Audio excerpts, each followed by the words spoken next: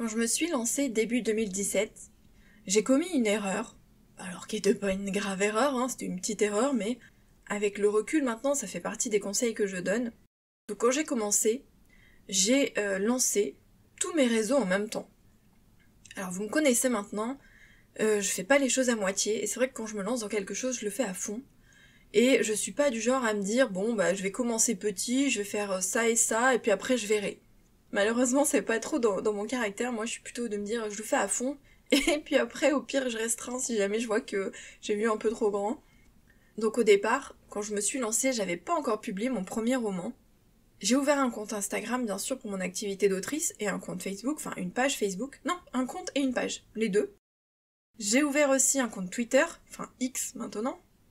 Alors je sais plus si c'était exactement au même moment, mais en tout cas ça a suivi. J'ai aussi ouvert un compte Pinterest et un compte LinkedIn, en plus de mon site internet et de ma newsletter. Alors de mémoire, je suis pas certaine que la newsletter je l'ai lancée en 2017, peut-être en 2018, enfin en 2018 c'est sûr je l'avais, je sais plus exactement quand elle a commencé, mais en tout cas le site je l'ai créé en 2017. Donc vous voyez, moi j'ai tout lancé d'un coup, chose qu'il ne faut pas faire, bien évidemment. Et ce qui est drôle, c'est que je voulais pas vivre de l'écriture, j'avais pas prévu d'écrire d'autres romans, je voulais pas du tout en faire mon métier, parce que j'aimais beaucoup mon métier de prof.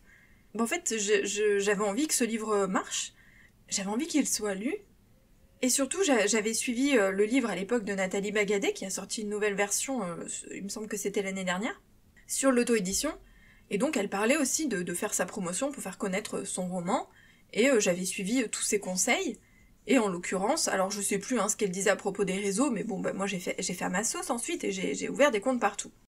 Il faut savoir que Facebook, bien sûr, j'avais un compte, parce que Facebook c'est un peu le dinosaure, donc c'est mon époque, et j'avais déjà un compte perso, donc bon, je connaissais Facebook. Twitter, je connaissais pas du tout. Instagram, j'avais ouvert un petit compte perso juste pour voir, mais bon, j'étais pas très présente. Pinterest, je l'utilisais beaucoup dans mon métier de prof, parce que c'est une mine d'idées. Quand on est prof pour les activités, c'est génial, donc je l'utilisais déjà beaucoup à titre perso, enfin pro pour mon métier de prof, mais bon, pas pour mon métier d'autrice. Et LinkedIn, je connaissais pas du tout, alors je sais plus exactement quand j'ai lancé le compte LinkedIn, mais je connaissais pas du tout.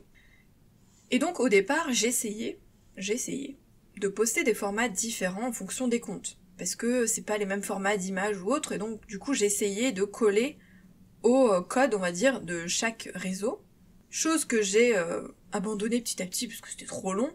Même pour mes sorties, à chaque fois que je sortais un livre, je faisais des posts avec le format Facebook, des posts avec le format Twitter, des posts avec le format Instagram pour les 3 principaux, ça me prenait un temps fou. Et donc après j'ai arrêté et j'ai publié les mêmes posts avec le même format, alors je me basais sur le format Instagram et je postais les mêmes publications partout, sans me prendre la tête. Et ensuite, progressivement, j'ai fini par abandonner certains réseaux.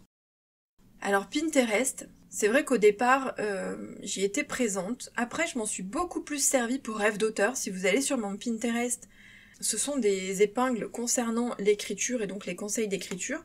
Même s'il y a des épingles sur mes romans, j'ai basculé davantage sur l'activité de rêve d'auteur. Même si là, ça fait plus d'1 an, je crois, que j'ai rien vraiment épinglé. Enfin là, je me suis dit que j'allais le reprendre, mais je vous en avais parlé dans mes objectifs. Mais c'est vrai que du coup, pour mes romans, je l'utilisais plus trop. LinkedIn, j'ai jamais adhéré. Je n'ai jamais été régulière, j'ai dû poster des petits trucs ici et là, mais je pense là aussi que ce serait plus intéressant pour mon activité rêve d'auteur. Et Twitter, j'ai été très présente les 3 premières années. J'ai noué beaucoup de relations avec des auteurs à ce moment-là. C'est là-bas d'ailleurs que j'ai eu mes premiers clients bêta lecture. C'est là-bas aussi que j'ai trouvé tous les collègues auteurs avec lesquels j'ai publié des recueils de nouvelles. C'était vraiment le réseau où je me sentais bien, j'étais bien sur Twitter, c'était sympa à l'époque. Alors, j'étais dans mon petit monde d'auteur, j'étais pas dans les dramas ou autres, vous savez comment je fonctionne, donc j'étais très loin de tout ça, du coup, mon Twitter n'était pas toxique. J'étais avec des auteurs avec qui j'aimais partager, j'ai noué des relations, on discutait beaucoup en privé, et c'était super sympa. En 2020, fin 2020, quand j'ai arrêté mon métier de prof et que je suis passée à temps plein, j'ai un peu délaissé les réseaux pendant quelques mois, enfin jusqu'à la fin de l'année. Délaissé, alors pas totalement, mais j'ai eu besoin de faire une coupure, de faire une pause, parce que tout cumulé sur la fin c'était très difficile, très fatigant, Et j'ai eu besoin de souffler en fait. Quand d'un coup je me suis retrouvée à temps plein, ça m'a fait du bien de souffler. Et le fait est que quand j'ai voulu reprendre ensuite les réseaux, j'ai pas réussi à reprendre Twitter. Parce que j'avais l'impression d'avoir été éjectée du train et je n'ai pas réussi à reprendre le train en marche. Vraiment, c'est comme si ça avait vécu sans moi pendant quelques semaines, quelques mois, et j'ai pas réussi à me remettre dans le bain. Donc, à partir de là, en fait, depuis 2020, je ne suis plus retournée sur Twitter. Alors, si vous regardez mon compte, vous verrez que j'ai quand même publié quelques petites choses sur mes sorties, mais ce sont des posts automatiques que j'ai lancés en même temps que sur mes autres réseaux, et je n'étais pas active sur Twitter, je n'y suis plus d'ailleurs, et maintenant que ça a changé, honnêtement, je n'y retournerai pas. À voir, on peut ne jamais dire jamais, mais là, comme ça, avec tout ce que j'entends maintenant, je me dis que j'ai bien fait de quitter la plateforme il y a un moment. Facebook, c'est la même chose. Et je suis désolée pour mes lectrices parce que j'ai énormément, mais énormément, des centaines de messages en retard sur Facebook, mais je n'y suis plus. J'avoue que, au bout d'un moment, Facebook a été un peu vieillissant, hein, et pourtant je vieillis moi aussi, mais j'ai adhéré davantage à Instagram, et comme on peut pas non plus se multiplier, être partout tout le temps, surtout quand on commence à avoir une grosse activité comme moi, j'ai délaissé Facebook. Alors, ça continue de publier parce que je publie en même temps qu'Instagram à chaque fois, mais je n'y vais plus. Tout ça pour vous dire que, vous voyez, moi j'ai tout lancé au début, et j'ai essayé vraiment d'être présente sur tout. Alors j'avais qu'un roman, j'avais pas rêve d'auteur, c'était un peu plus facile, bon, même si j'avais un boulot à côté, mais progressivement c'est devenu plus difficile, j'arrivais plus à tout gérer. Et donc j'ai délaissé les réseaux avec lesquels j'avais le moins de feeling, ceux sur lesquels j'avais pas envie de publier, je me suis pas forcée tout simplement. C'est d'ailleurs pour ça que je suis jamais allée sur TikTok et que pour le moment je n'envisage pas d'y aller. Donc pour moi il y a 3 critères à prendre en compte quand on veut ouvrir ses réseaux sociaux. 1, c'est des réseaux où il y a ses lecteurs. Parce que en fonction des tranches d'âge, etc., c'est vrai que tous les lecteurs ne sont pas sur tous les réseaux. 2, c'est des réseaux où vous êtes à l'aise. Si vous détestez faire des vidéos, ou si Twitter ça vous branche pas, vous n'y allez pas, tout simplement.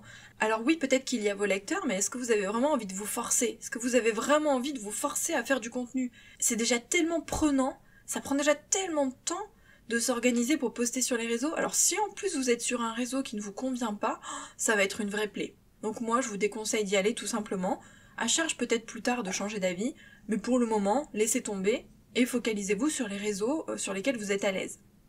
Et le 3e critère, c'est le temps que vous avez. Est-ce que vous allez avoir le temps de gérer 2 comptes, 3 comptes, 4 comptes, 5 comptes ? Est-ce que vous n'aurez le temps d'en gérer qu'un seul ? Est-ce que vous vous sentez d'accorder du temps aux réseaux sociaux ? Aujourd'hui, c'est presque indispensable pour nous, on est invisible. Donc pour se faire connaître, c'est de la publicité gratuite les réseaux, faut dire ce qui est. Avant, quand ça n'existait pas ou très peu, la publicité, il fallait la payer. C'était les pancartes, les affiches, la télé, la radio, etc. Maintenant, on a la chance d'avoir les réseaux. C'est quand même génial, mais c'est sûr que ça prend beaucoup de temps. Parfois, on se sent saturé, parfois, on se sent submergé. Donc, il faut avoir des réseaux sur lesquels on est à l'aise. Il faut avoir le temps de les gérer, donc vraiment choisir en fonction du temps qu'on a, de ses capacités aussi, de ses possibilités. Est-ce qu'on est plus photo, est-ce qu'on est plus vidéo, est-ce qu'on est plus texte ? Quel angle on veut adopter, quelle stratégie on veut adopter ? Et quand on commencer petit et ensuite développer. Faire tout l'inverse de moi, donc je vous déconseille de faire comme moi. Sachez aussi que vous pouvez changer d'avis donc au fil du temps. Vous aviez commencé avec uniquement Instagram, maintenant vous êtes tenté par TikTok, très bien, ouvrez un compte TikTok. Au contraire, vous aviez Instagram, Twitter, et puis Twitter ça vous tente plus, comme moi en 2020, vous quittez Twitter. Vous n'êtes pas obligé de tout supprimer, juste vous n'y allez plus tout simplement. Vous pouvez fermer et ouvrir des comptes tout au long de votre carrière. En fait, l'idée c'est que vous avez le droit de tester. Peut-être vous dites « Ah tiens, ce nouveau réseau il a l'air sympa, je teste pendant 1 mois ou 2 mois. » Mais il faut y réfléchir, pas se lancer, voire trop grand dès le début, pour éviter finalement de perdre du temps et de l'énergie. Parce que c'est beaucoup de temps et d'énergie d'essayer de mener tous les réseaux en même temps, surtout si on veut faire ça bien, on va dire. Et surtout qu'au début, on maîtrise moins bien, on est plus lent pour faire les choses, donc ça prend encore plus de temps. Donc essayez de réfléchir à ce que vous voulez vraiment faire, quel réseau vous tente le plus. Commencez par 1 ou 2, c'est déjà pas mal. Et ensuite, adaptez, voyez, développez si vous en avez envie, ou non, peut-être que vous n'avez pas envie. Petite précision, déjà ne misez pas tout sur les réseaux, ça vous le savez, je vous l'ai déjà dit plein de fois, on mise sur la newsletter, pas sur les réseaux, parce que du jour au lendemain, hop, on peut fermer votre compte, vous pouvez être piraté, donc vous allez perdre toute votre communauté si vous n'avez pas autre chose pour les récupérer quelque part, donc votre liste d'abonnés à la newsletter.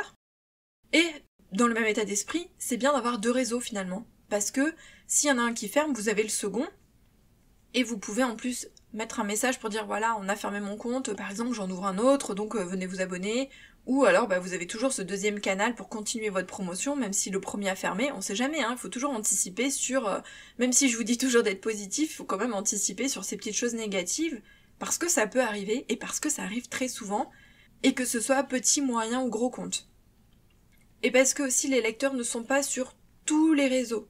Eux, c'est pas leur compte professionnel, donc certains n'aiment que Facebook, d'autres n'aiment que Instagram, donc c'est vrai que si vous en avez 2, vous pouvez potentiellement toucher un peu plus de lecteurs. Bref, c'est un autre sujet, donc je vais pas développer, on n'est pas trop là pour développer l'aspect conseil, c'était juste pour vous parler de mon expérience, et vous dire de ne pas faire comme moi, et si vous avez fait comme moi, c'est pas grave, on s'en remet, mais si vous en êtes au début et que vous hésitez, dites-vous que tout lancer en même temps, c'est pas forcément utile, il vaut mieux commencer pas trop grand et ensuite développer, pour éviter perte de temps et perte d'énergie.